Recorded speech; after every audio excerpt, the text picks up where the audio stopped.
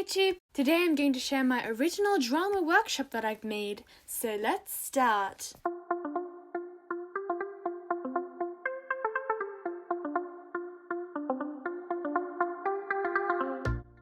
How are you doing during this pandemic? It's been nearly 2 months since school ended, and to be honest with you, it's not getting easier, but I'm getting used to home assignments.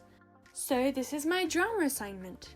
If you're curious about what this drama assignment is linked to, please check the link up here, but you do not necessarily need to know about my script if you want to understand this video.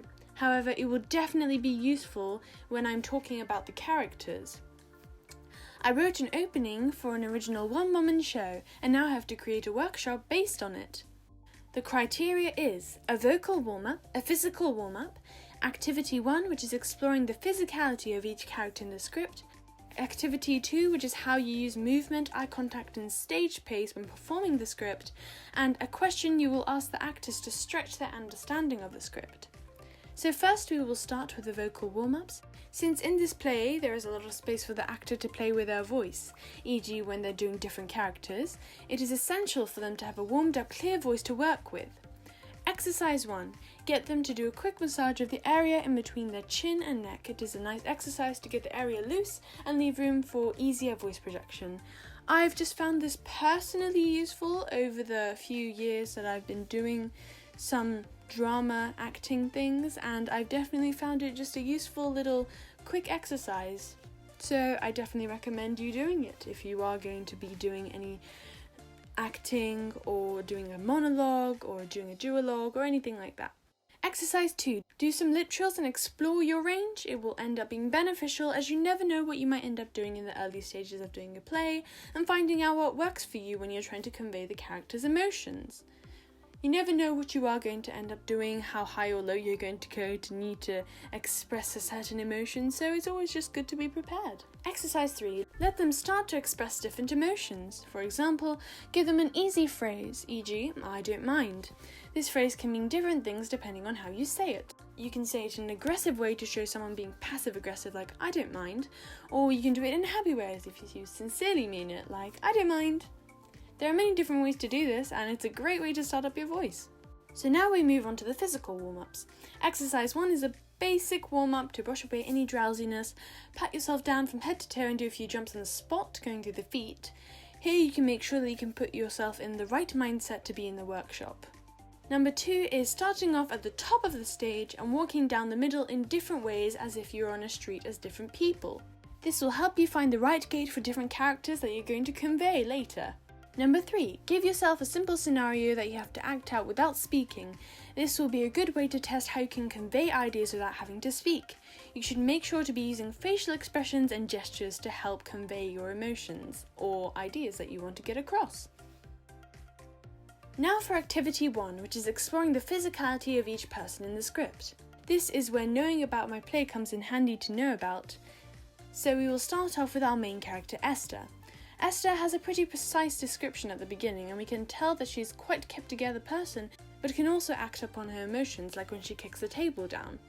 She should have a confident gait with an upright posture and should be using a lot of hand gestures when she talks, when she's expressing her feelings to the audience. These are things that the actress should practice. Number 2, the homeless man. He is a mysterious character, so he should have a hunched back when he is portrayed by our actor.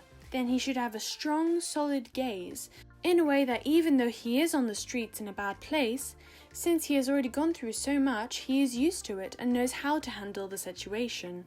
The times when this kind of calm breaks, e.g. when Esther gives him an umbrella, he should be able to react in a way that will still contain the calmness of his character, as well as show the surprise. 3. The boss. The boss is only mentioned briefly, but he is said to be a man that has zero empathy, as well as a man that ruthlessly piles paperwork on Esther's desk.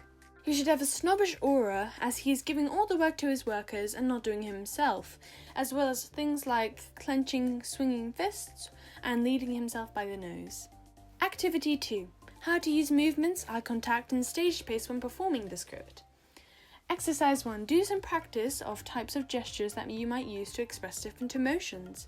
Make about 3 levels for each emotion, such as for happiness you can have the first level as a subtle smile, and the second level as raised hands to the chest and a smile using teeth, and the last could be one where you could throw your hands up in the air and your eyes are closed from smiling so wide. Next, exercise 2. Someone will use a camera to use as a point where you will look at. Then the person will start moving anywhere they desire, whether that is just in front of you or circling you. In this time, you will make sure not to break eye contact with the camera and do a self-introduction. This can be very easy things like what is your name, what is your age or your birthday, and your likes and dislikes. Exercise 3. Close your eyes and walk around. You cannot open your eyes and you cannot walk in a simple circle. This will make you learn how to use stage pace and will be more useful when you are doing a performance. You will feel more normal on the stage since you have done this with your eyes closed, literally. And the final task, a question you will ask the actors to stretch their understanding of the script. My question would be, what would Esther do in another everyday situation? This will test how much you understand the character on a personal level, what kind of personality she has, her morals, her instincts. You must become the person and understand what kind of things she just might do in the situation based off the information that you have, even if it's limited. E.g., if she found a banknote on the floor, what would she do? Explore what kind of things that you know about her, e.g. her morals, and what kind of things that she have done in similar situations. And if she's empathetic, or she's kind, or she's thoughtful or not. So thank you for watching. Here is my playlist which I have created for this school closure. There are some science projects as well as some art and English projects as well. Please like my video if you liked it so the YouTube algorithm will share it more, and please consider subscribing, and I would love to get your support and I would love to be able to share more good content with you. Please comment down below and I will reply if you have any questions.